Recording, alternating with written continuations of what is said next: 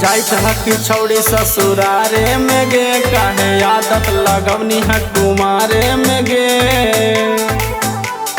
हे गे सुन, आगे जाइत हकी छौड़ी ससुरारे में गे, काहे आदत लगवनी है कुमारे में गे। प्यार करो हलियो पचमा क्लास से तो आएंगे हमरा छोड़ के चल न जिमी गे। नहीं सोना, एगो उपाय बता दियो। हाँ हाँ बताओ ना। सूत जाए है रात के हिला के अपन हाथ से, सूत जाए है रात के हिला के अपन हाथ से, सूत जाए है रात के हिला के अपन हाथ से, सूत जाए है रात के हिला के अपन हाथ से।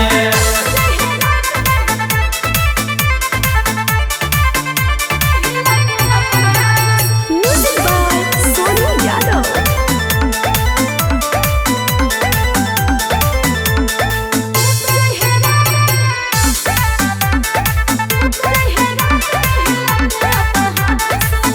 सुन नग पगली तोरे आब हऊ सपना मागे, अगला गौ नाही मना मजाही पिए के भावना मागे, पिए के भावना मागे। सुन तोरे में बसा हल्का हमरो पराना मारे जाहि पिया के भावना रखियो अपना ध्यान मारे।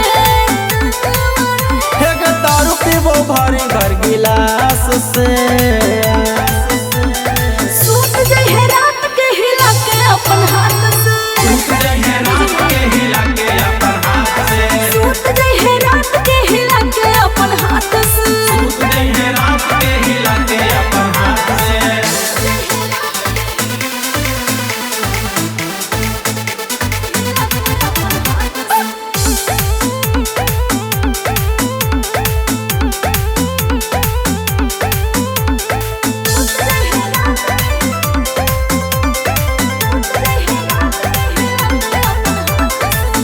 तोड़ी दे न जानू हमर सोचल सपना मागे, आगे दे दिया जनम मिले अहे सामा सना मागे। ए जानू आ जाए कफन लेके, ऐसे नहीं बोले बतिया हटे मोर छतिया रे, अरे तोरे करनवा करबो अपन जीवन हतिया रे। अच्छा हमरो सुन, तोरा डोली जाए तो मनुए के लाश से।